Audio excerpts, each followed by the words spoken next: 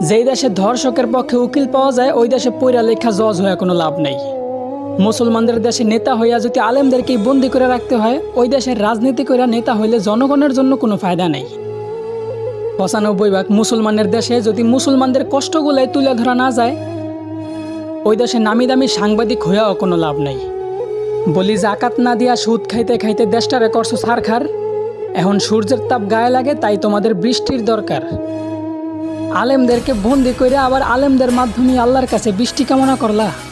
বিষয়টা এমন হইল না যে কোনো এক ফল গাছের গোড়া কাইটা ফালাইয়া সেই গাছ থেকেই আবার ফলের আশা করলা।